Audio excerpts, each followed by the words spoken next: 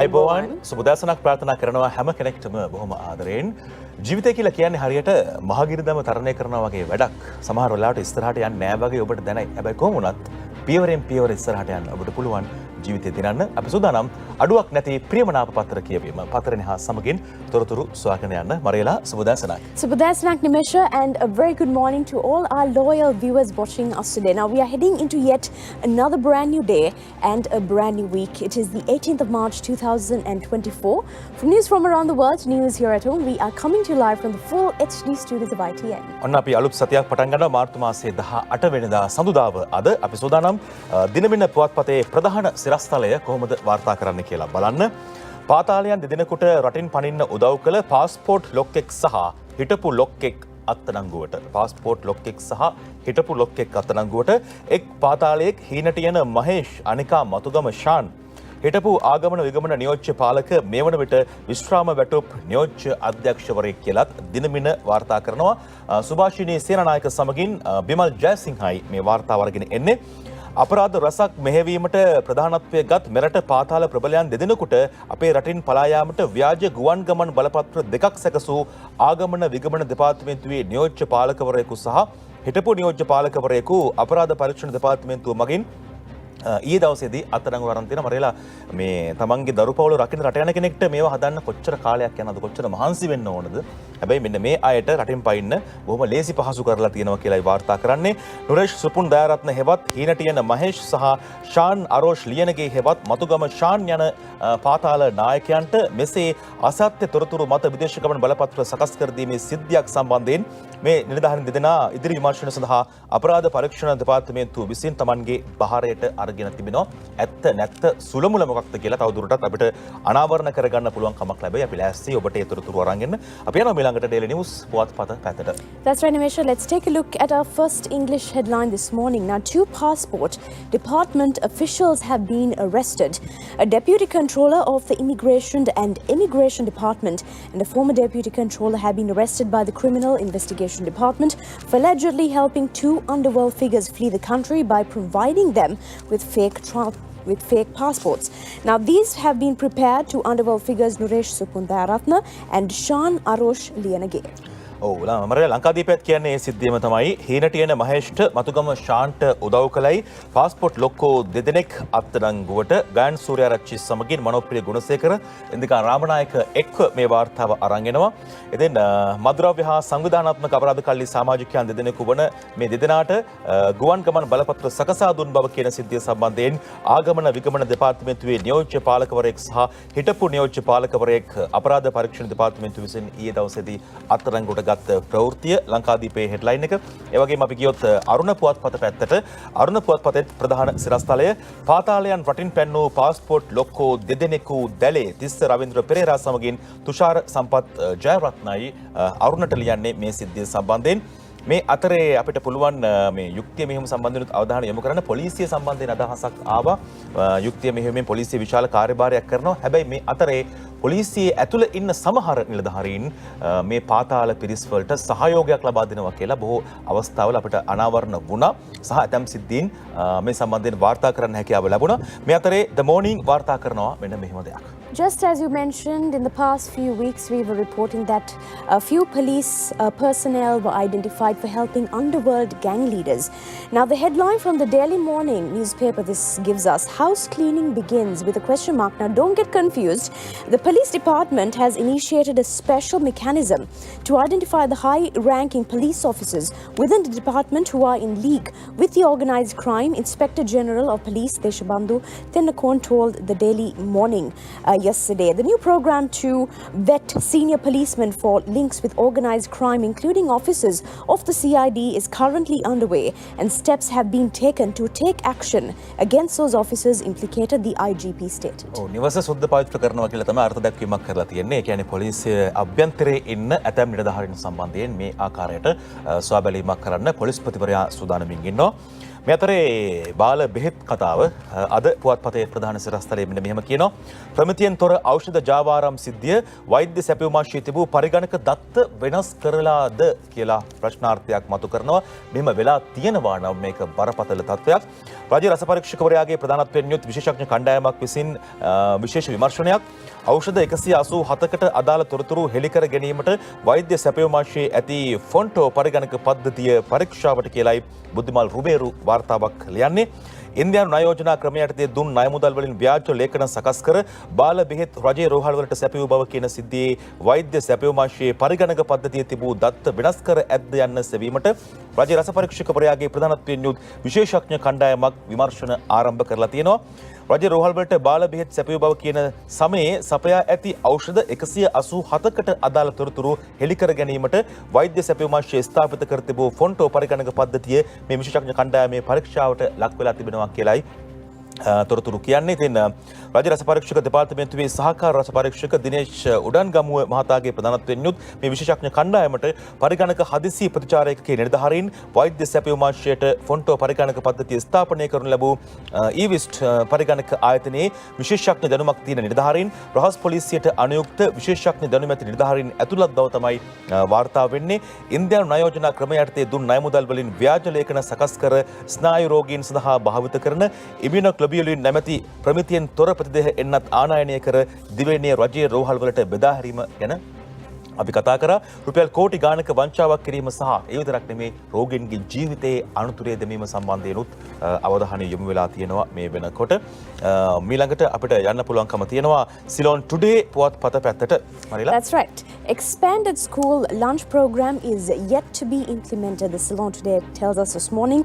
Despite cabinet decision made 1.5 years ago to expand the school lunch program aimed at providing nutritious meals to 1 million school children based on district level data on poverty and nutrition, this decision is yet to be implemented. On the 3rd of October 2022, Cabinet approved a proposal submitted by President Ranil Wickremesinghe to take appropriate steps to provide a wholesome lunch to an additional 1 million school children, further extending the program.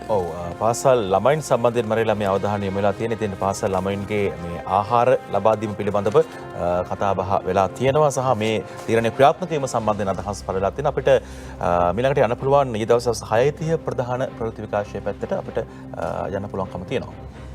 දිවයිනට බලපා ඇති අධික උෂ්ණත්වයෙන් ආරක්ෂා වීමට විවිධ ක්‍රියාමාර්ග ගන්නා ලෙස මීට පෙරද කාලගුණ මෙන්ම සෞඛ්‍යංශද ජනතාවට උපදෙස් ලබා දුන්නා. උෂ්ණාධික කාලගුණය දිනෙන් දින වර්ධනය වීමත් සමග පාසල් ක්‍රීඩා උත්සව පැවැත්වීම සම්බන්ධයෙන් සලකා බලන ලෙස විදුහල්පතිවරුන්ට දැනුම් දී තිබුණා.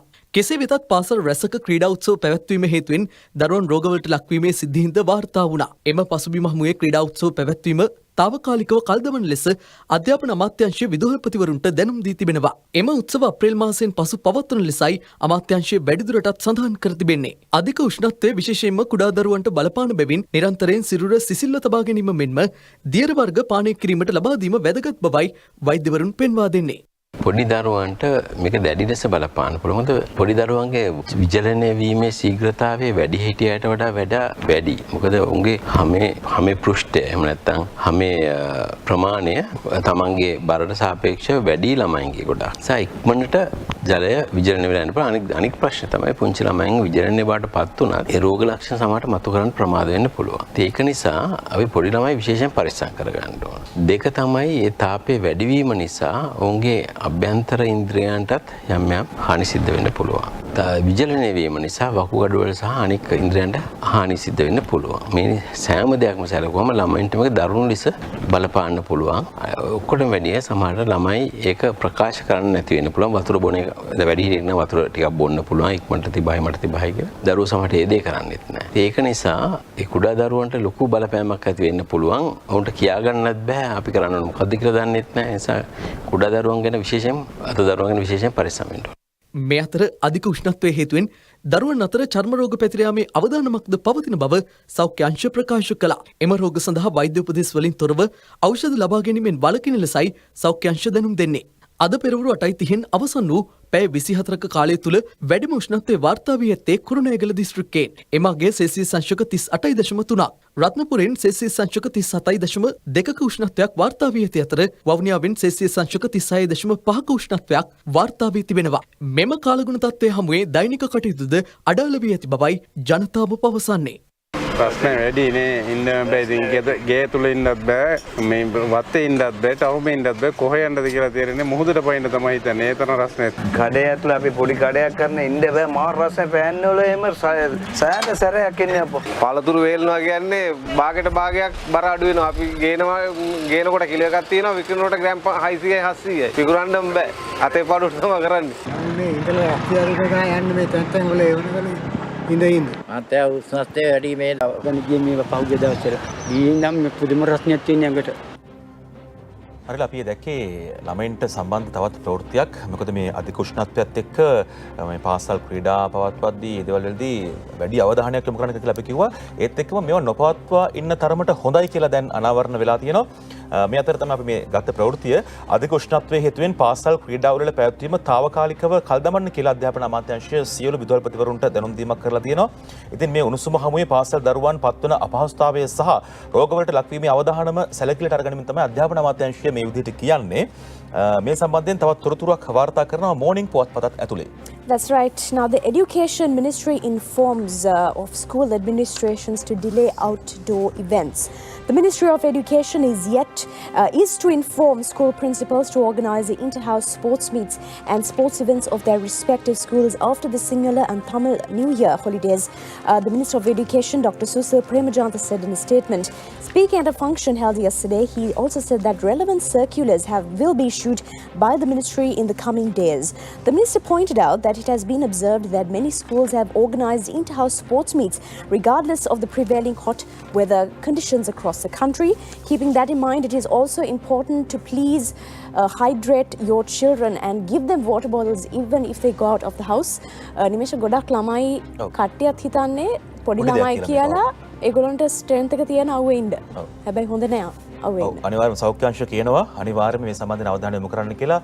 දැන් මේ අපි දැක්ක තවත් පුවත්පතක වාර්තා කරනවා දිනමින පත්‍රයේ වාර්තා කරනවා මේ නිවාසාන්තර ක්‍රීඩා සම්බන්ධයෙන් උෂ්ණාධික කාලගුණය තවදුරටත් නිවාසාන්තර ක්‍රීඩා අවුරුදු නිවාඩුවෙන් පසු අධ්‍යාපන ඇමතිගෙන් විදුහල්පතිවරුන්ට උපදෙස්. මේ තරම් උපදෙස් ලබා දීලා තියෙද්දිත් තවදුරටත් ඒවා ක්‍රියාත්මක කරන්නේ නැත්නම් අපි අපේ දරුවන් ගැන මීට වඩා හිතන්න ඕන කියලායි අපි සිහිපත් කිරීමක් කරන්නේ. මොකද දෙමව්පියනුත් කියනවා මේ අපේ දරුවන් සම්බන්ධයෙන් මීට වඩා අවධානයක් යොමු කරන්න කියලා. ඇතැම් විදුහල්පතිවරුන් ගුරුවරුන් මේ වගකීම බාර ගන්න සිද්ධ වෙනවා මේ තත්ත්වය හැම මොකද දරුවන්ට මේ සම්බන්ධයෙන් ලොකු අවබෝධයක් නැහැ. ඒ අතර තමයි මරියලා මේ තවත් තොරතුරක් වාර්තා කරලා තිබෙනවා මම දැක්කා. මෙන්න මෙහෙම දවසකට වතුර ලීටර් 2ක් 3ක් අතර ප්‍රමාණයක් නොබිව්වොත් අපේ ශරීරයේ තියෙන සෛල අක්‍රිය වීමේ අවධානමක් තියෙනවා කියලා විශේෂඥ වෛද්‍ය අන්වර් හම්දානි මහත්මයා ප්‍රකාශයක් කරනවා. ඉතින් ඒ නිසා මේක බරපතල තත්වයක්. මේක අපි සුළුවට ගන්න පුළුවන් තත්වයක් නෙමෙයි කිසිසේත්ම. ඒ නිසා අවධානය යොමු කරන්න විශේෂයෙන්ම දරුවන් වැඩිහිටියන් ගර්භණී මව්වරුන් ඇතුළු පිරිස සම්බන්ධයෙන් තමයි වැඩිම අවධානයක් යොමු කරන්න කියලා සෞඛ්‍යාංශ ප්‍රකාශ කරන්නේ. ඊළඟට අපිට යන්න පුළුවන් දිවයින පුවත්පත පැත්තට. දිවයින පුවත්පතේ ප්‍රධාන සිරස්තලය පාස්කු වාර්තාවේ පිටු 1500ක් අපිට දීලා නැහැ. කාදිනල්තුමා මෙන්න මෙහෙම ප්‍රකාශයක් කරනවා. නොමන් පලියවඩනයි වාර්තාව අරගෙන ඉන්නේ. පාස්කු විරදා ජනාධිපති විමර්ශන කොමිෂන් සභා වාර්තාවේ මෘදු පිටපත රජය විසින් ලබා දී තිබුණු නමුත් එහි සාක්ෂි ඇතුළත් පිටු 1500කට අධික ප්‍රමාණයක් අතුරුදන්ව ඇතැයි කොළඹ අගරදුගුරු අති උතුම් මැල්කම් කාදිනල් රංජිත් හිමිපාණන් පවසනවා. පසුගිය සතියේ කොළඹ අගරදුගුරු මන්දිරයේ සම්මන්ත්‍රණ ශාලාවේ පැවැත්වුණු රැස්වීමේදී අදහස් දක්වමින් තමයි කාදිනල්තුමා ප්‍රකාශ කරන්නේ රජය විසින් කොමිෂන් වාර්තාවේ සොෆ්ට් කොපීස් ඒ වගේම CD තැටි 6කින් ලබා දීලා තියෙනවා කියලා. කොහොම වුණත් යම්කිසි ආකාරයකට පිටු 1500ක් ලබා දීලා නැහැ කියලා එතුමා චෝදනාවක් කරනවා. ඉතින් අපි බලමු මේට එන උත්තර මොනවද කියලා. ඒවටත් ඉඩක් වෙන් කරන්න අපි ලෑස්ති.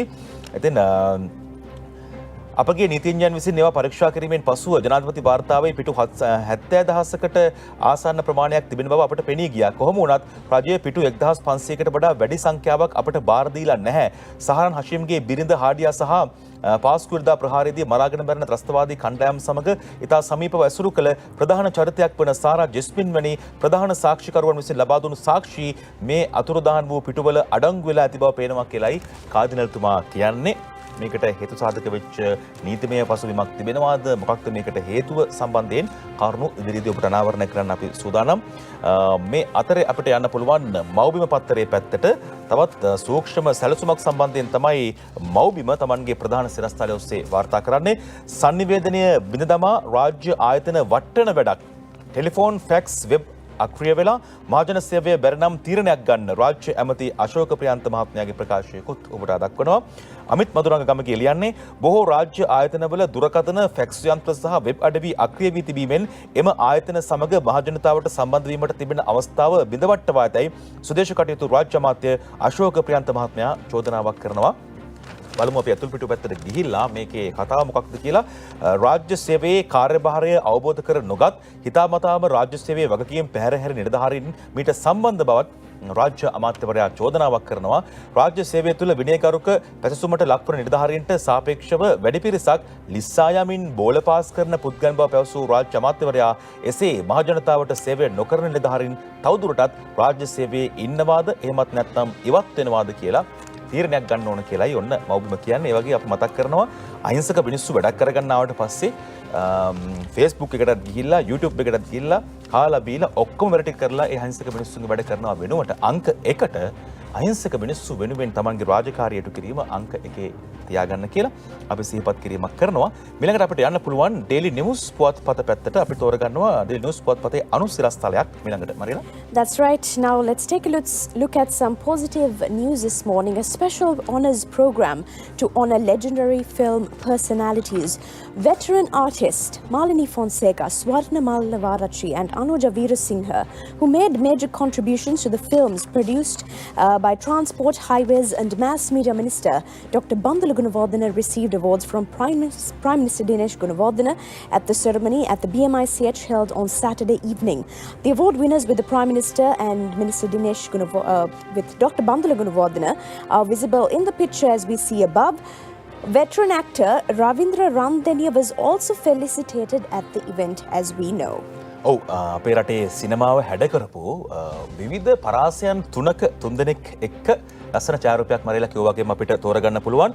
සතරාවදීපනේ උළෙලේදී ප්‍රවීණ සිනමාවේදීන්ට උපහාර සම්මාන ප්‍රවාහන මහාමාර්ග සහ ජනමාධ්‍ය අමාත්‍ය ආචාර්ය බන්දුල ගුණවර්ධන මහතාගේ සංකල්පයකට අනුව ක්‍රියාත්මක කරන සතරාවදීපනේ ශිෂ්‍යත්ව ප්‍රදානය සහ ප්‍රවීණ සිනමාවේදීන්ට උපහාර දැක්වීමේ උළෙලේදී මාලිනී ෆොන්සේකා මහත්මිය, අපේ නිලි රැජින, එවැගේම ස්වර්ණා මල්වරච්චි මහත්මිය, අනෝජා විරසිංහ යන එවැගේම රවින්ද්‍ර රන්දෙනි යන විශිෂ්ට සිනමාවේදීන් සතරාවදීපනේ උත්තමාචාර සම්මානයෙන් පෙරේද දවසේදී පිදුම් ලැබුවා.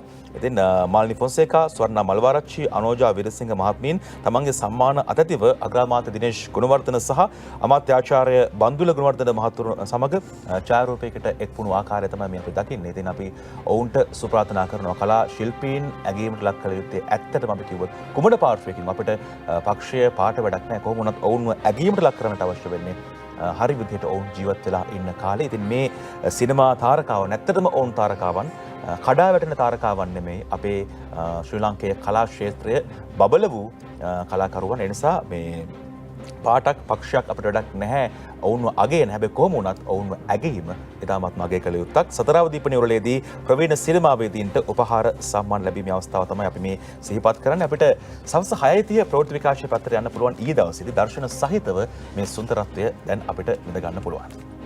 අමාත්‍ය ආචාර්ය බන්දුල ගුණවර්ධන මහතාගේ සංකල්පයකට අනුව දිස්ත්‍රික් 25 නියෝජනය කරමින් තෝරාගත් දරුදරියන් 250කට මෙම ශිෂ්‍යත්ව ප්‍රදානය කිරීම සිදු වුණා. අග්‍රාමාත්‍ය දිනේෂ් ගුණවර්ධන මහතාගේ ප්‍රධානත්වයෙන් එය සිදු වූ අතර කතානායක මහින්දයාපා අබේවර්ධන මහතා ඇතුළු මහජන නියෝජිතයින් රැසක්ද එක්ව සිටියා. අනෝජා වීරසිංහ, ස්වර්ණ මල්ලවාරච්චි, මාලනී ෆොන්සේකා හා රවින්ද්‍ර රන්දෙනි යන ප්‍රවීණ රංගනවේදීන් සතරාවදීපනේ සම්මානයෙන් මෙහිදී පිදුම් ලැබුවා. හොඳයි, ඒකාර තමයි තොරතුරු වාර්තා වුණේ. ඊළඟට අපිට යන්න පුළුවන් දිනමින පුවත්පත පැත්තට. ආර්ථිකය ශක්තිමත් කරන්න IMF ශ්‍රී ලංකා කරුණු 16ක ක්‍රියාකාරී සැලැස්මක් පිළිබඳව තොරතුරු අනාවරණ කරනවා. මෙන්න මෙහෙම ආර්ථිකය සවිමත් කරන්න IMF ශ්‍රී ලංකා කරුණු 16ක ක්‍රියාකාරී සැලැස්මක් මුලින්ම කරුණු 14කට ශ්‍රී ලංකා එකඟතාවය කියලායි ජයසිරි මොනසිංහ වාර්තා කරන්නේ. බලමු අපි ඇතුල් පිටුව පැත්තට ගිහිල්ලා ජාත්‍යන්තර මූල්‍ය අරමුදලේ ඉලක්ක සම්පූර්ණ කරමින් ශ්‍රී ලංකා ආර්ථිකය යථා තත්ත්වයට පත් කර ගැනීම වෙනුවෙන් කරුණු 16කින් යුත් ක්‍රියාකාරී සැලැස්මක් ප්‍රාත්මක කිරීමට ශ්‍රී ලංකා රජය සහ සහ ජාත්‍යන්තර මූල්‍ය අරමුදල තීරණයකට එළඹිලා තියෙනවා කියලා කියන්නේ. ඉතින් පාලනයේ විනිශ්චය යන සංකල්පය යථාවත් කර ගැනීම වෙනුවෙන් මේ සංකල්පය ක්‍රියාවට නැන්වීමට නියමිතයි. ජාත්‍යන්තර මූල්‍ය අරමුදලේ නියෝජිතයන්ද ජනාධිපති කාර්ය මණ්ඩල ප්‍රධානී ජාතික ආරක්ෂාව පිළිබඳ ජනාධිපති ජ්‍යෙෂ්ඨ උපදේශක සාගල රත්නායක, මුදල් රාජ්‍ය අමාත්‍ය ශ්‍රේහාන් සේමසිංහ යන මහතුරුන් සහ මහ බැංකු ප්‍රධානීන් මේ සාකච්ඡාවට සහභාගී වෙලා තියෙනවා. පළමු පියවර විදිහට මුලින්ම කරුණු 14ක් ක්‍රියාත්මක කරන්න ශ්‍රී ලංකා පාර්ශ්වය මේ අවස්ථාවේදී තමන්ගේ එකඟතාවය පළ කරා කියලයි IMF පැත්තෙන් වාර්තා කරන්නේ දිනමින පුවත්පත.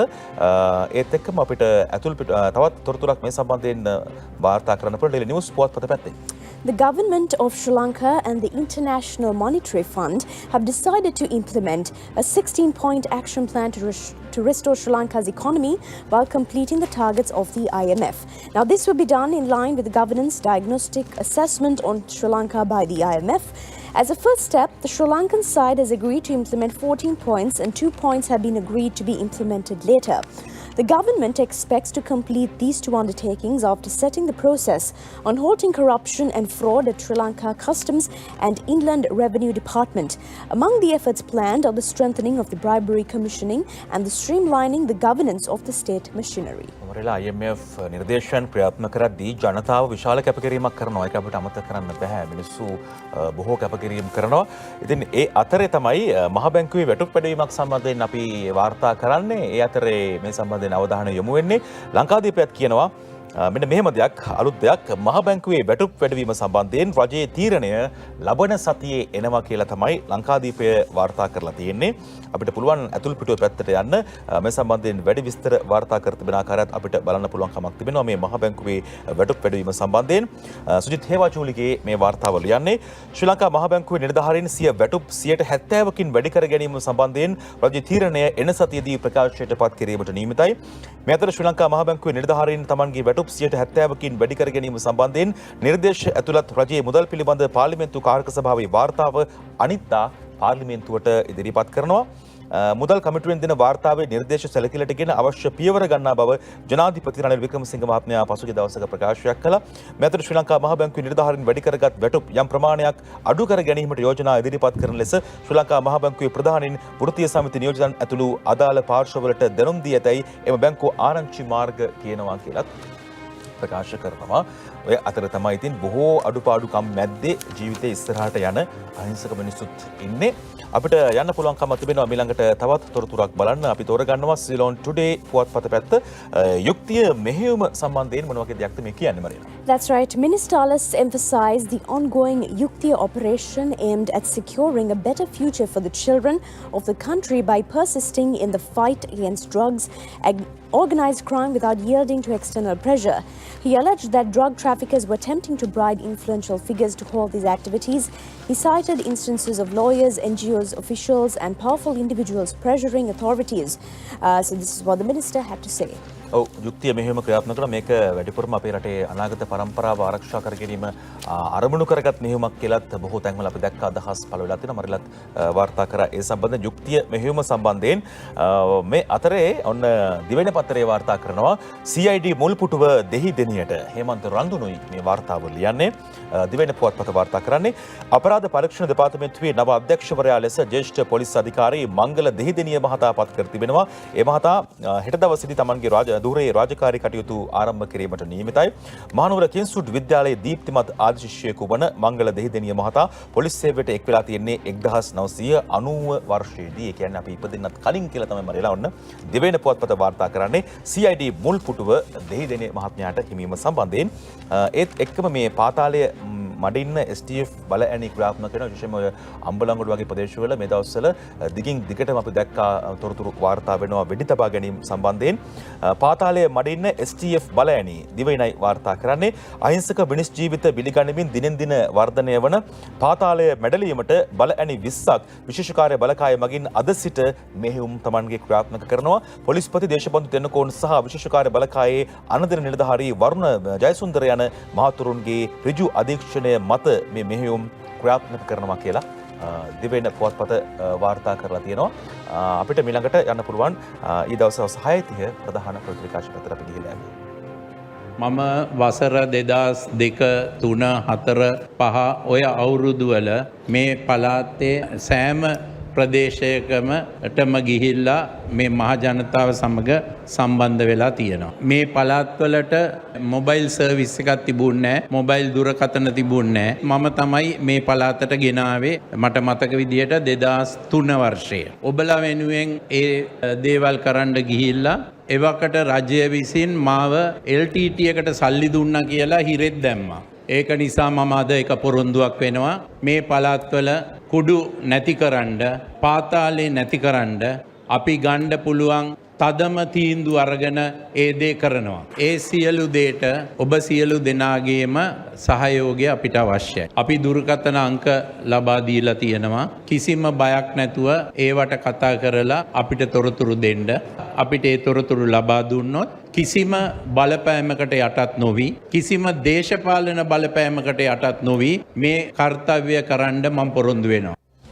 මේ අපි දැක්ක දර්ශන පෙළ මද්‍රව්‍ය සහ පාතාලය මර්ධනය කිරීම සඳහා මහජනතාවගේ සහයෝගය අවශ්‍ය බව තමයි අමාත්‍ය හිටන් අලස් මහත්මයා ප්‍රකාශ කරන්නේ.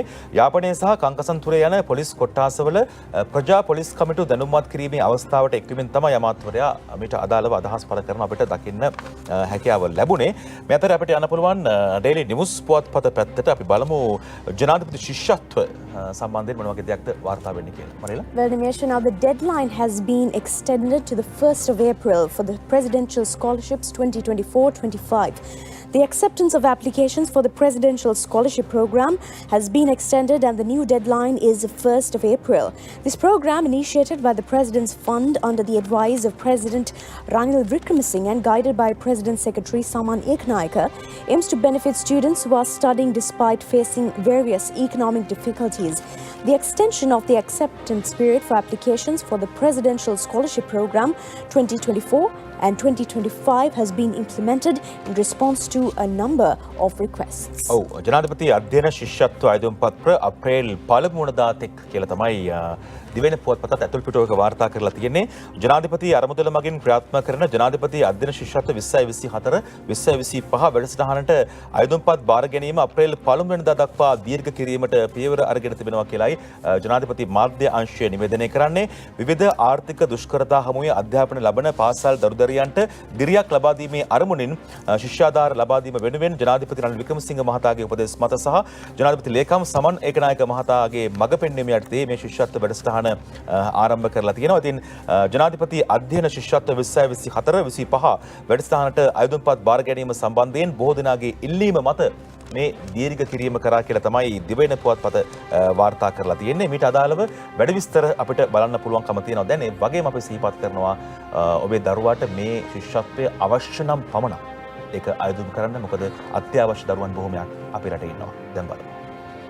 විවිධ ආර්ථික දුෂ්කරතා හමුවේ අධ්‍යාපනය ලබන සිසු දරුවන්ට දිරියක් ලබා දීමේ අරමුණින් ජනාධිපති රනිල් වික්‍රමසිංහ මහතාගේ උපදෙස් මත ජනාධිපති අධ්‍යයන ශිෂ්‍යත්ව වැඩසටහන ක්‍රියාත්මකයි. ඒ සඳහා ඉල්ලුම්පත් බාර ගැනීම බොහෝ දෙනාගේ ඉල්ලීම පරිදි මෙසේ අප්‍රේල් 1 වෙනිදා දක්වා දීර්ඝ කිරීමට පියවරගත් බව ජනාධිපති මාධ්‍යාංශය පවසනවා.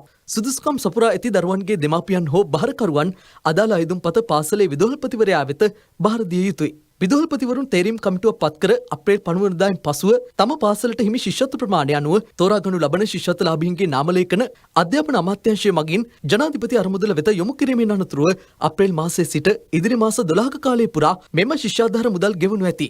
සිසුන් ලක්ෂයකට මෙමගින් සිත සැලසෙන අතර ජනාධිපති අරමුදල මගින් ඒ සඳහා වෙන් කර ඇති මුදල රුපියල් මිලියන 3600ක්.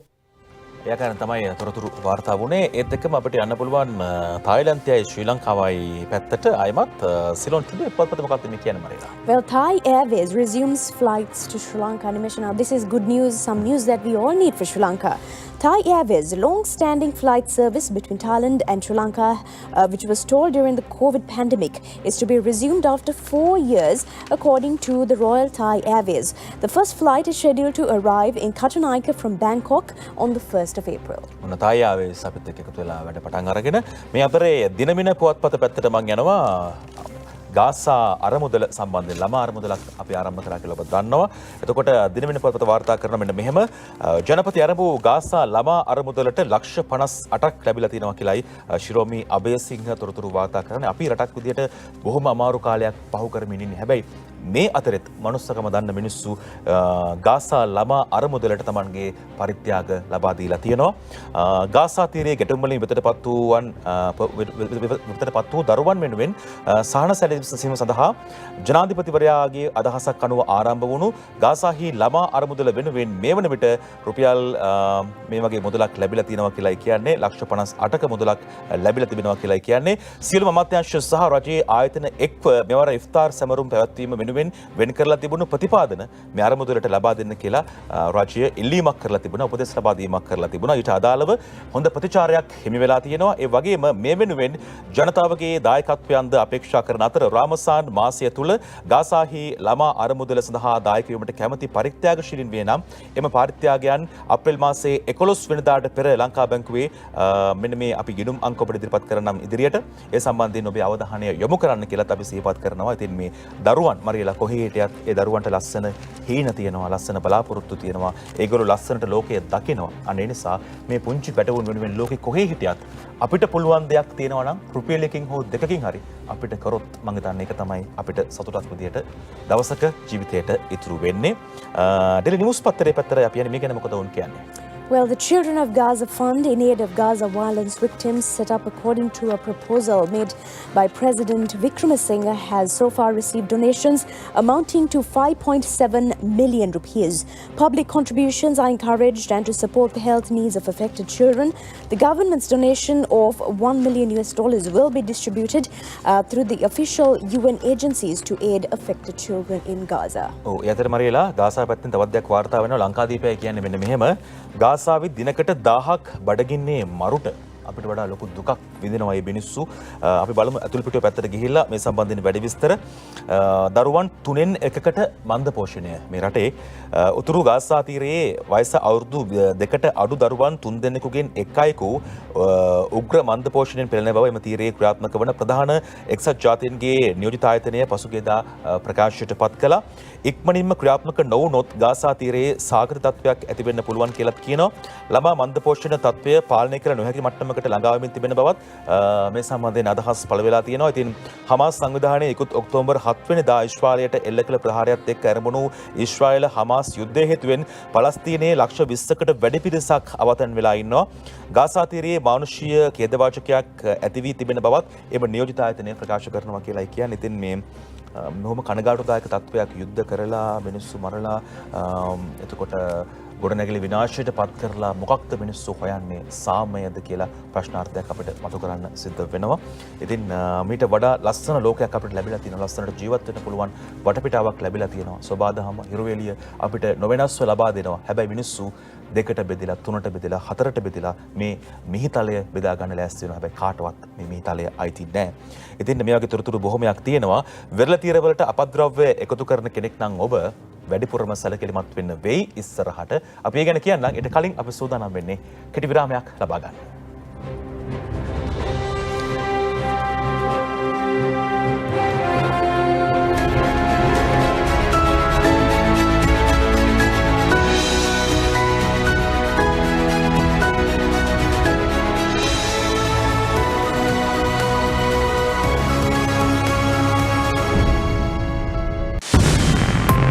ඔබ වෙත ගෙනීමේ ප්‍රධාන අනුග්‍රහය ටෙස්ටමෝල් ඩබල් වාසිපැක් ගාන 50ක් අඩුයි ග්‍රෑම් 50ක් වැඩි දැන් ග්‍රෑම් 450ක් රුපියල් 780යි. මගේ ලෝකය මගේ විදිහට සරසන්න කාන්තා රන්ගිනුම් Lanka බැංකුවෙන්.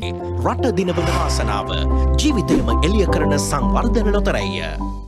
NIBM powering great minds. රන්වන් මෝල්ට් කිරිසාරේ සහ පෝෂක පිරි නෙස්ලේ නෙස්ටමෝල්ට් පෝෂණයයි ශක්තියයි ඔබව බලගන්වන්න 100% සූදානම්. අනාගතේ සුවසුරකී අපි නොහිටියත් දරුවන්ගේ සුරක්ෂිත අනාගතයට ඉතුරු කරන්නයි සුවරැක ගන්නයි. බියුසි රන්කකුළු ස්මාර්ට් ළමාගෙන්ම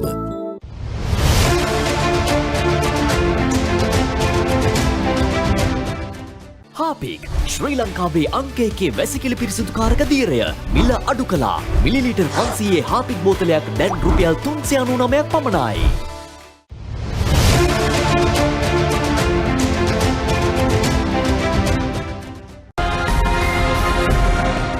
චරිත රක්ෂණයත් එක්ක කල්පිරීමේදී වැඩි දියුණු රක්ෂිත මුදලයි බෝනස් එකයි අතට ලයිෆ් එකට දාන්න 5ක්. ලොතරැයි ලොව රජ කිරුළ මහජන සම්පත අලුත් ටිකට් පතෙන් දැන් සුපිරි තෑග්ග දෙගුණ වෙලා රුපියල් කෝටි 2ක්, රුපියල් ලක්ෂ 20 පළමු තෑග්ග රුපියල් ලක්ෂ 25ක්, රුපියල් දසදහසේ තෑග්ග 10 ගුණයකින් වැඩි වෙලා රුපියල් ලක්ෂයක්, අවසාන අංක 4ට රුපියල් 15000ක්, පළමු අංකයටත් තෑග්ගක්. ජාතික ලොතරැයි මණ්ඩලයෙන්.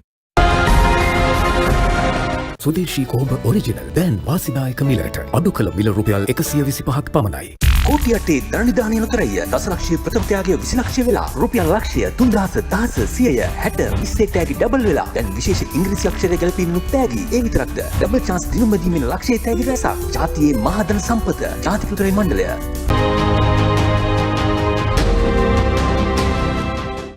මව්තුරුල තරම්ම සුවදායි චන්දනාලේප බේබි 40 හරි නෝටිලු නෑනේ 40දී මැචුව වෙනවලු ස්මාර්ට් වෙනවලු ඒ වයසනේ රුපියල් කෝටි 40ක් හම්බුනොත් මොනවද කරන්න බැරි මෙගා පවර් තෑගි දැන් ඩබල් වෙලා සුපිරි තෑගි 3ක් ප්‍රථම තෑගිය ලක්ෂ 20ක් ලක්ෂ 2 තෑගි සමග සුපිරි අංකයටත් තෑග්ගා මෙගා පවර්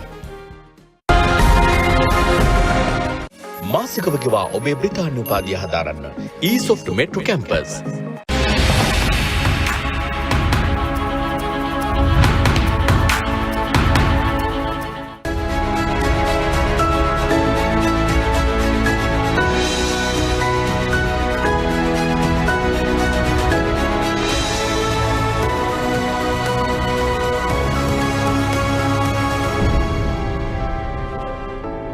අඩුවක් නැති ප්‍රියමනාප පත්තර කියවීම පත්තරෙන් හා සමගින් අපි තොරතුරු හොයාගෙන යන්නේ. අපි දැන් යනවා ලස්සන තැනකට. ඒක තමයි වෙරළ තීරය. හැබැයි වෙරළ තීරයත් අපවිත්‍ර කරන මිනිස්සු අපි අතරේ ඉන්නවා. මේ දේවල් වලට ආදරයක් නැති මිනිස්සු. වෙරළ තීරය ගැන මොන වගේ තොරතුරක්ද වාර්තා වෙන්නේ මරියලා? Now, Nimesh, it's very important with the ozone layer and all of that melting garbage plays a very important role in the country, and it is important that as responsible citizens we do our part in protecting the environment and cleaning our country, because if we don't do it, no one else is going to do it. Now, another mobile app is to promote beach cleanups. Now, let's see what we have to say about this. Senior advisor to the President on National Security and Chief of Presidential Staff, Sagala Ratnayaka, chaired a meeting convened at the Presidential Secretariat to discuss the launch of a new mobile application called Beach Cleanup Coordination APP, aimed at enhancing the cleanliness and waste management on beaches on Friday the 15th. The introduction of this mobile app is facilitated through the intervention of the Coastal Conservation Protection Authority. It aims to formalize coordination among institutions and organizations engaged in the sustainable development of the coastal and marine environments. කෙනෙක් අහන්න පුළුවන් කොහොමද මම මේ වගේ app එකක් එක්ක කොහොමද වෙරළ තීරය පාවිච්චි කරන්න කියලා. නෑ මේකෙදි කරන්නේ අදාළ පාර්ශ්ව සම්බන්ධීකරණය කිරීමක් කරන්න පුළුවන්කම තියෙනවා. දිනමිනත් වාර්තා කරනවා මේ ගැන වෙරළ තීරවල අපද්‍රව්‍ය කළමනාකරණයට ජංගම යෙදවීමක්. ශිරෝමි අබේසිංහයි ලියන්නේ වෙරළ තීරවල අපද්‍රව්‍ය කළමනාකරණය වෙනුවෙන් සුහුරු තාක්ෂණය ඔස්සේ භාවිතයට ගත හැකි ජංගම යෙදවීමක් හඳුන්වා දීමට යන මේ සම්බන්ධයෙන් සාකච්ඡාවක් ජාතික ආරක්ෂාව පිළිබඳ ජනාධිපති ජ්‍යෙෂ්ඨ උපදේශක ඒ වගේම ජනාධිපති කාර්ය මණ්ඩල ප්‍රධානී සාගල රත්නායක මහතාගේ ප්‍රධානත්වයෙන් ජනාධිපති කාර්යාලයේදී පසුගියදා පැවැත්වුණා.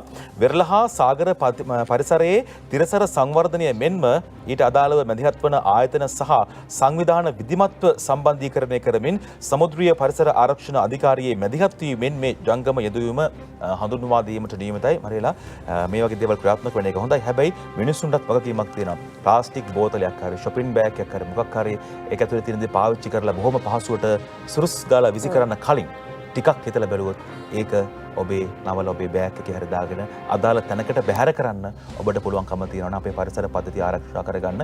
ආයි වෙන කවුරුත් ගේන්න ඕනෙත් නැහැ. කවුරුත් වෙනම මහන්සි වෙන්න ඕනෙත් නැහැ.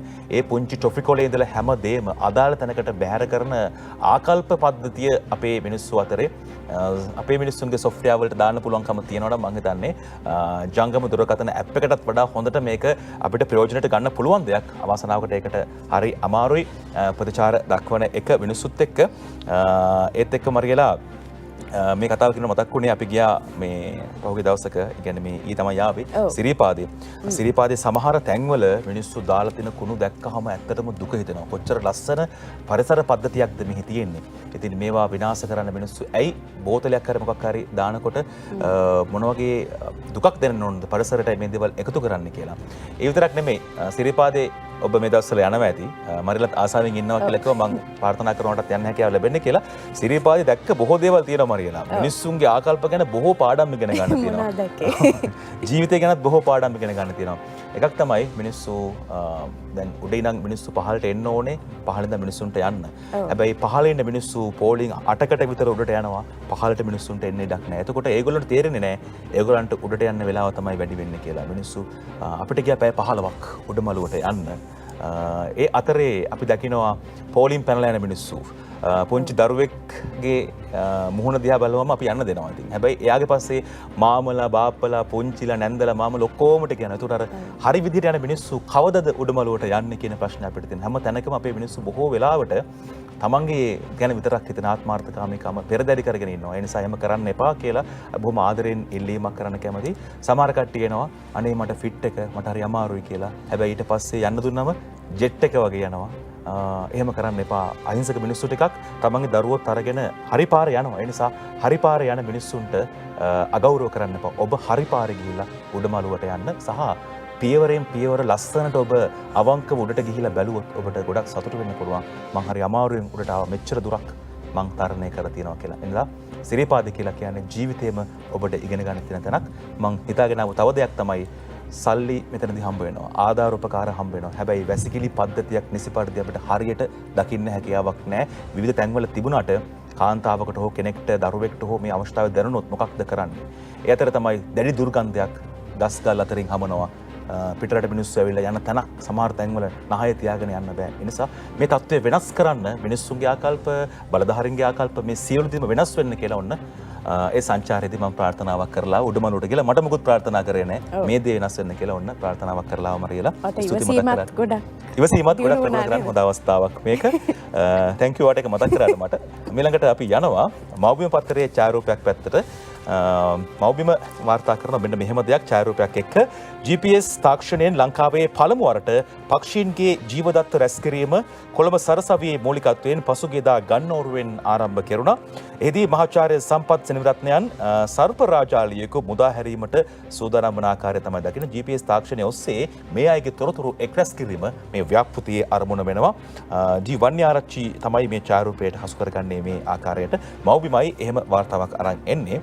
මිලඟට අපිට යන්න පුළුවන් ඩේලි නිවුස් පුවත්පතත් මේ ගැන කියනෝනේ. Now a study to monitor birds using GPS technology has been launched. A project to study bird behavior in Sri Lanka and collect data using GPS technology, a first in Sri Lanka, has been jointly initiated by the Department of Zoology of the University of Colombo and Central Provincial Environment Organizations collectively. Launched in the project, a 2-year-old eagle was attached with a GPS collar and released near the historical forest in Kandy recently. Now, it was also mentioned that at present, GPS collars are connected to animals like elephants, tigers and bears in Sri Lanka to collect information. But this is the first time that such a device has been connected to a bird and also to an eagle in Sri Lanka. ඒගොල්ලන්ට හොඳක් වෙනවා නම් හොඳයි මේකෙන්. මේ අතරේ අපි යනවා කැනඩාවට. කනගාටුදායක සිද්ධියක මතක අපිට අවසාන සිද්ධ වෙනවා. අද පුවත්පත වාර්තා කරන්නේ කැනඩාවේදී මියගිය ශ්‍රී ලාංකිකයන්ගේ අවසන් කටයුතු සිදු කෙරුණා. කැනඩාවේ ඔටාවා අගනුවර ආසන්නයේ බාහෙවන් නගරයේදී පසුගිය මාර්තු 7 වෙනිදා තමන්ගේ නිවසේදී ඝාතනයට ලක් වූ එකම පවුලේ මව සහ දරුවන් සිව් දෙනා ඇතුළු 6 දෙනාගේ අවසන් කටයුතු ඊයේ සිදු කෙරුණා. ඉතින් එරට වෙලාවෙන් පස්වරු එකට පැවැත් වූ ආමංගල උත්සව වෙනුවෙන් මේ සිද්ධියෙන් තුවාල ලැබූ එම පවුලේ පියාවන ධනුෂ්ක වික්‍රමසිංහගේ පියා සහෝදරය ඇතුළු එම පවුලේ ඥාතීන් ඇතුළුව ශ්‍රී ලංකයන් සහ කැනඩා ජාතිකයන් පිරිසක් සහභාගී වුණ මරිලා අපි දැක්කා ජීවිතයටත් සමහර වෙලාවට මේ පවුල නොදකපු සමහර මිනිස්සු ඇවිල්ලා ගෙදර ඉස්සරහින් මල් ටිකක් තියර යනවා ඔවුන්ව සිහිපත් කරලා. ඉතින් වැරද්ද කොතනද කොයි විදිහටද සිද්ධ වුණේ කියලා අපිට තාමත් නිර්වචන දෙන්න පුළුවන් කමක් නැති වුණත් මානසික සෞඛ්‍ය ඉතාමත් වැදගත් කියලා අපිට කියන්න පුළුවන්කම තියෙනවා. අපිට ඊයේ දවසේ සවස් 6:30 ප්‍රවෘත්ති විකාශය පැත්තට ගියොත් මේ සම්බන්ධයෙන් අපි වැඩි විස්තරات එක්ක වාර්තා කළා. ඉතින් මේ ඝාතනයට ලක් වූ ශ්‍රී ලාංකිකයන්ගේ අවසන් කටයුතු ඊයේ පස්වරුවේදී සිදු කෙරුණා කියලා අපි වාර්තා කළා. අපි ගිහිල්ලා බලමු අර මිනිස්සු ඇවිල්ලා මල් තියෙන දර්ශන පෙළකුත් අපිට හොයාගන්න පුළුවන් වුණා. පසුගිය 8 වන දින ඔටාවාහිදී ඝාතනයට ලක් වූ එකම පවුලේ සමාජිකින් 5 දෙනා හා අනෙක් ශ්‍රී ලාංකිකයාගේ අවමංගල උත්සවය අද පසුරුවේදී ඔටාවා ග්‍රිෆ්ෆෝඩ් ඩ්‍රයිව්හිදී පැවැත්වීමට නියමිතයි. කැන්ටාවේ බෞද්ධ සම්මේලනය අවමංගල උත්සවය පිළිබඳ නිවේදනයක් නිකුත් කර තිබෙනවා. අවමංගල උත්සවය සඳහා තුවාල ලබා සිටින ධනුෂ්ක වික්‍රමසිංහ සහභාගී වීමට නියමිත බවයි වාර්තා වන්නේ.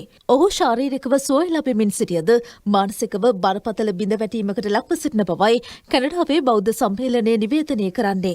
අවමංගල්‍ය කටයුතු මහජනතාවට විවෘතවද පවුලේ සමාජිකයන්ගේ ව්‍යෝහ සම්බන්ධයෙන් ශෝකය පළ කිරීමේදී ධනුෂ්ක වික්‍රමසිංහගේ පෞද්ගලිකත්වය ආරක්ෂා කරන ලෙසද එම සම්මේලනය ඉල්ලා සිටිනවා. එමෙන්ම මෙම ශෝකාකුල අවස්ථාවේ නන් අයුරින් සහයෝගය ලබා දුන් සියලුම දෙනාට ඔහු ස්තුතිය පළ කරන බවද කැනඩාවේ බෞද්ධ සම්මේලනය තවදුරටත් සඳහන් කරනවා. ඒකරතම තොරතුරු වාර්තා වුණේ ඉතින් මනුස්සකම තාම ගිලිහිලා නැහැ. මනුස්සකම තියෙනවා. සමහර කීප දෙනෙක් විතරක් අමනුස්සකම් කරනවා. ඉතින් මේ දේවල් හදාගෙන ලෝකේ ලස්සන වෙන්න ඕනේ. අපි ඔවුන්ට අපේ විදිහට නිවන් සුවය ප්‍රාර්ථනා කරනවා සහ අපි විශ්වාස කරනවා මේ රටේ ජනතාව සහ මේ බෞද්ධ දර්ශනයේ පැත්තේ ලොකු ශක්තියක් ඒ පියාට ලැබෙයි කියලා ජීවිතේ ඉස්සරහට යන්න මේ අතරේ සිරොන් ටුඩේ පුවත්පත පැත්තට අපි යන්නේ. That's right. Just before that, we want to wish the family. There's nothing we can say, but all we can say is that we are with you. And Nimesh අනිත් එකට කියන්නේ ethical reporting. ඔව් අනිවාර්යෙන් වාර්තාකරණයේදී හරි විදිහට නේද ප්‍රතිපත්තියකට අනුව ethics අනුගමනය කරමින් වාර්තාකරණයක් අපි දැක්ක ජාත්‍යන්තර මාධ්‍ය ඇතුලේ. ඉතින් ඒ නිසා අපේ මාධ්‍ය වලටත් බොහෝ දේවල් ඉගෙන ගන්න තියෙනවා මරියලා. කුණු සමාජගත කරන එක නෙමෙයි යම් දෙයක තියෙන ඕන හරය සමාජගත කිරීම තමයි වටිනා මාධ්‍යක කාර්යභාරය වෙන්නේ. ඉතින් ස්වාධීන රූපවාහිනිය අපි බොහෝ විට උත්සාහ කරනවා ඒ තත්ත්වය ඉදිරියට අරගෙන යන්න. අපිට බිලක නිවස් කරන්නත් පුළුවන්. That's right. Now empowering the eastern side of Sri Lanka, strengthening information rights. In a concerted effort to bolster the capacity of state officials in safeguarding the information rights of citizens, a pioneering initiative is set to unfold across the districts of Trincomalee, Batticaloa and Ampara. The overarching goal of this initiative is to empower state officials to effectively uphold the fundamental rights of citizens, particularly in the realm of information access and freedom of expression. මොයතරේ මරියලා මේ සංවර්ධන කටයුතු වලට දෙන මුදල් තමන්ගේ පවුලේ සංවර්ධනයට නෙමෙයි දෙන්නේ රටේ මිනිස්සුන්ගේ සංවර්ධනයට. ඉතින් එහෙම දෙන මුදල් තමන්ගේ ඔය වැඩවලට සංවර්ධන වැඩවලට පාවිච්චි කරන්නේ නැතුව නිසි පරිදි ඒ සංවර්ධනයට යොමු කරන්න කියලා කෙනෙක් අවවාදයක් දීලා තියෙනවා. අපි බලමු කවුද කාටද අවවාදය ලබා දුන්නේ කියලා. සූදානම් වෙන්න කෙටි විරාමයක් ලබා ගන්න.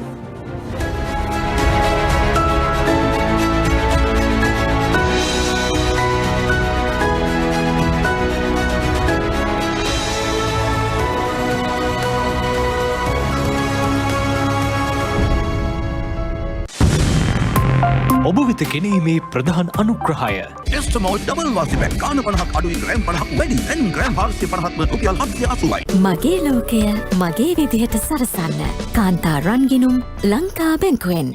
රට දිනවල වාසනාව ජීවිතයම එළිය කරන සංවර්ධන ලොතරැය. NIBM powering great minds.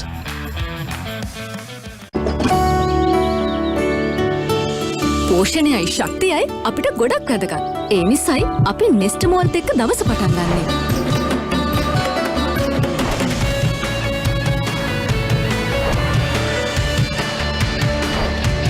ශක්තියෙන් අරමුණු කරා යන ඔබේ හද ගැස්ම රන්වන් මෝල්ට් කිරිසාරේ සහ පෝෂක පිරි නෙස්ලේ නෙස්ටමෝල්ට් පෝෂණයයි ශක්තියයි ඔබව බලගන්වන්න 100% සූදානම්. From Nestle. දවස් 7යි ටිකට් 7යි VIP තෑගි තමයි. ලොතරැයි අතර වැදගත්ම ලකි 7 VIP සමගින් කෝටි දෙකක් වෙලා, ලක්ෂ 10 ලක්ෂ 25ක් වෙලා, ලක්ෂ 2,50,000ක් වෙලා, 2000 තෑග 4,000ක් වෙලා. ලකි 7 VIP ලයිෆ් එකට VIP chance එකක්. ජීවිත රක්ෂණයත් එක්ක කල්පිරීමේදී වැඩි දියුණු රක්ෂිත මුදලයි බෝනස් එකයි අතට ලයිෆ් එකට දාන්න 5ක්. අම්මේ මේ මම සුපර් හීරෝ කෙනෙක්. මම super strong. That's strong. Ow! දත් කැක්කුමද? රිදෙනවද? දත් කොහර වගේ. මොන ටූත්පේස්ට් එකද පාවිච්චි කරන්නේ? හැම ටූත්පේස්ට් එකකින්ම දත් කොහර වළක්වනව නේද? හැම එකකින්ම එක විදියට වෙන්නේ නැහැ. දන්ත වෛද්‍යවරුන් නිර්දේශ කරන නව සිග්නල් ස්ට්‍රෝං ටීත්. එය දත්වල ඇති කුඩා සිදුරු පිළිසකර කර දත් කොහර වලින් උපරිම ආරක්ෂාවක් ලබා දෙයි. Super strong. ටීත් දත් කොහර වලින් උපරිම ආරක්ෂාවක්. දැන් කරදර ඔක්කොම විසඳන්න හොඳම විසඳුම NLB හඳහන තමයි. ලග්න 12ටම සුපඵල උදාකර ලක්ෂ 25 සුප්‍රත්‍යාගය ලක්ෂ 30 ලක්ෂ 5 ප්‍රථම ත්‍යාගය ලක්ෂ 10යි අංක 3ක ලග්නයට දැන් රුපියල් 25000 බලවත් වූ NLB හඳහන. සුදේශී කොහොඹ ඔරිජිනල් දැන් වාසිදායක මිලට අඩු කළ මිල රුපියල් 125ක් පමණයි.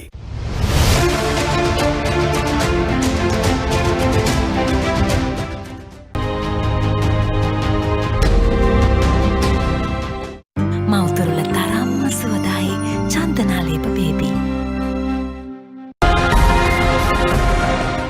මාසිකව ගෙවා ඔබේ බ්‍රිතාන්‍ය උපාධිය හදාරන්න ඊසොෆ්ට් මෙට්‍රෝ කැම්පස්. ලංකා බැංකුවෙන් රන් පවුමකට රුපියල් 1,20,000ක ඉහළම අත්තිකාරම් මුදල අවම පොලියක් සමග ඔබට පහසු පරිදි ආපසු ගෙවීමේ විසඳුම්. රන් භාණ්ඩවලට රාජ්‍ය බැංකුවක පූර්ණ සුරක්ෂිත බව සහ විශ්වාසය සමග රන් සුරැකුම් ණය සේවාව ලංකා බැංකුවෙන්.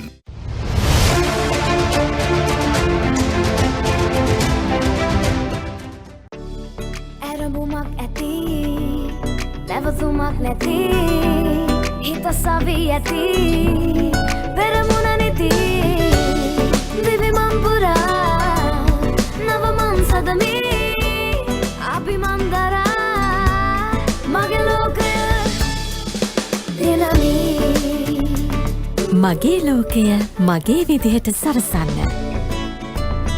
කාන්තා රන්ගිනුම් ලංකා බැංකුවෙන්. තෑගි වැඩිම තමයි. දැන් ගොවිසතලොතරයේ ලක්ෂ 10 තෑග්ග ලක්ෂ 20ක් වෙලා. ලක්ෂයේ තෑග්ග 2,50,000ක් වෙලා. 2000 තෑග්ග 5,000ක් වෙලා. අනෙක් තෑගි ඩබල් වෙලා. ලක්ෂපති ඩබල් chance අංකය ගලපා ලක්ෂයේ තෑගි 30ක්ම. ජීවිතේ දිනන්න ගොවිසතම ගන්න.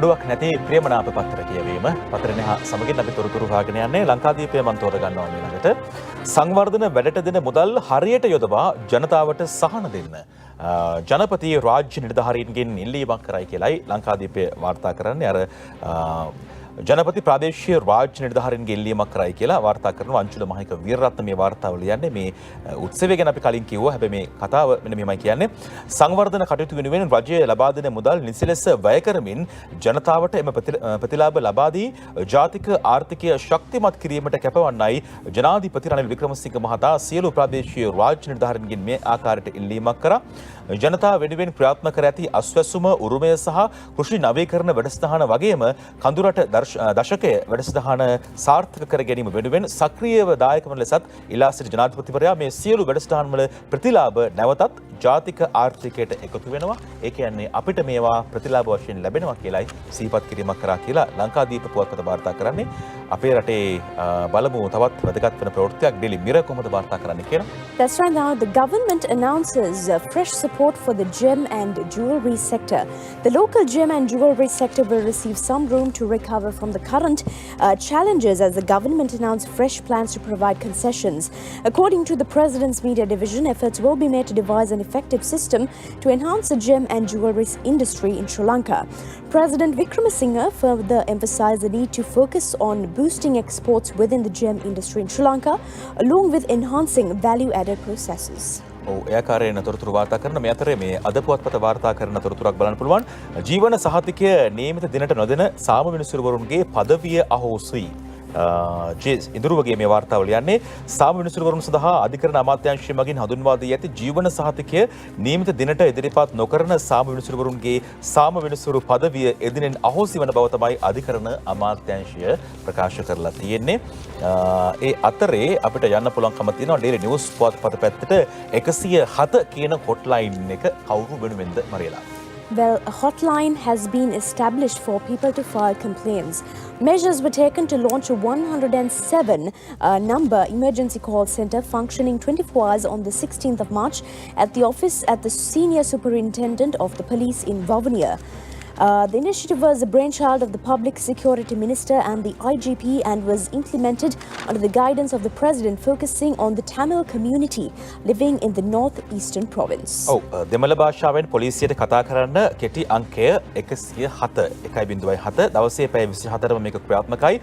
ද්‍රවිඩ භාෂාවෙන් පොලිසියට පැමිණිලි සහ තොරතුරු ලබා දීම වෙනුවෙන් කෙටි අංක 107 යටතේ පැය 24 පුරා ක්‍රියාත්මක හදිසි දුරකථන ඇමතුම් මධ්‍යස්ථානයක් ස්ථාපිත කරලා තියෙනවා. මේක හොඳ දෙයක්. මොකද මේ භාෂාව කතා කරන ජනතාවට තමන්ගේ භාෂාවෙන් ගැටලුව ඉදිරිපත් කරන්න පුළුවන්, නිර්වුල්ව ඉදිරිපත් කරන්න පුළුවන්.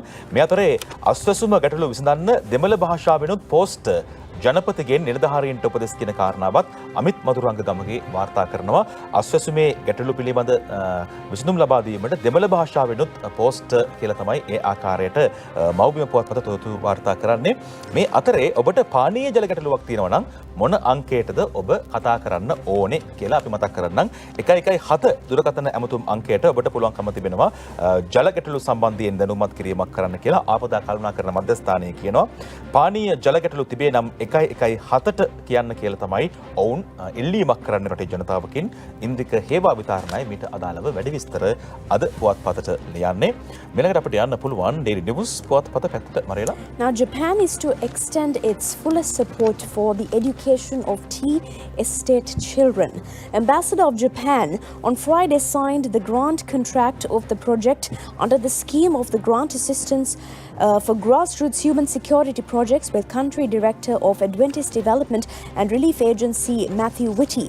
The government of Japan has provided a total sum of $70,916 through the GGP to ADRA to improve the primary school buildings in Nuere area.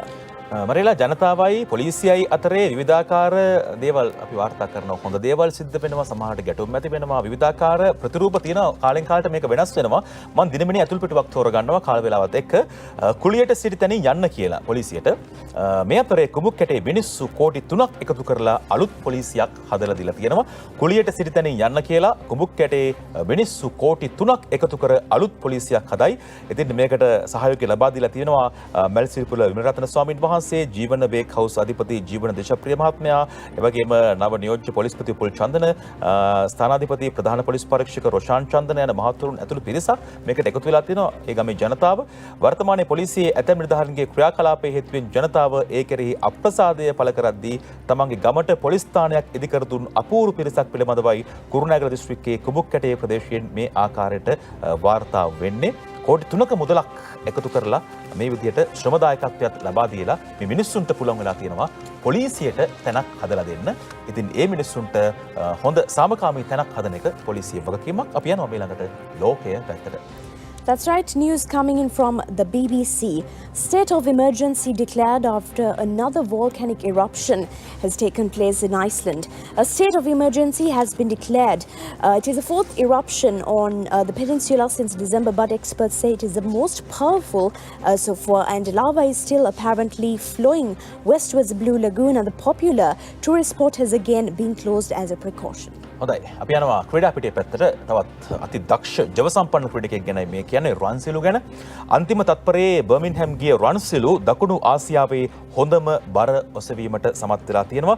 අමංශ Dissanayake ලියන්නේ ආනෝල්ඩ් ක්ලාසික් තරඟාවලියේ සවි එසවීමේ තරඟයේ පෙරේදා ශ්‍රී ලංකාවේ පමණක් නොව ආසියාවේම එකම නියෝජනය ලෙසින් සහභාගී වූ රන්සිලු ජයතිලක එහිදී වෙට්ලිෆ්ට් ක්‍රමයට එසවූ හොඳම තුන්වැනි බර වාර්තා කිරීමට සමත් වුණා. එහිදී ඔහු ඩෙඩ්ලිෆ්ට් ක්‍රමයට කිලෝග්‍රෑම් 322.5ක බරක් එසවූ අතර සමස්ත තරඟයේ ඔහුට ස්ථානයක් හිමි කර ගන්න නොහැකි වුණත් මෙතෙක් දකුණු ආසියානු ක්‍රීඩකයෙක් විසින් එසවූ වැඩිම බර ලෙස එය වාර්තා වීම විශේෂත්වයක්.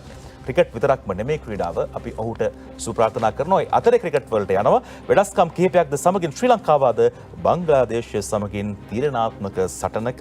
විචිත්‍ර වීරසිංහයි මේ වාර්තාව අරන් එන්නේ. යම්කිසි සුබවාදී බලාපොරොත්තුවක් තියාගෙන මිනිස්සු බලාගෙන ඉන්නවා. ඔන්න ශ්‍රී ලංකාව අද බංග්ලාදේශය සමගින් තීරණාත්මක සටනක කියලා ඒ තොරතුරු වාර්තා කරන්නේ. පසුගිය සිකුරාදා පැවති දෙවැනි තරගයෙන් කඩලු 3ක ජයක් ලැබූ ශ්‍රී ලංකා පිළ මේ වෙනකොට තරග 3කින් යුත් එක් දින ක්‍රිකට් තරගාවලිය 1-1 ලෙසින් සම කර තිබෙන නිසා අද පැවැත්වෙන තරගය දෙපිළටම තීරණාත්මක තරගයක් බවට පත් වෙනවා. දෙවැනි තරගයේදී පැතුම් නිස්සංක නැවතත් සාර්ථක වෙමින් ශතකයක් ලබා ගැනීම නිසා මේ වසරේදී නිස්සංක සහභාගී වූ එක් දින තරග පහ තුලදී එක් ද්විත්ව ශතකයක් සමග ශතක 3ක්ම ලබා ගැනීම කැපී පේනවා කියලා කියනවා. අපි සියලුම දෙනාට සුබ ප්‍රාර්ථනා කරනවා අපිට පුංචි හරි සතුටක් අරන් එන්න කියලා. අදට සූදානම ඔබේ නිවහණෙන් සමුගෙන යන්න.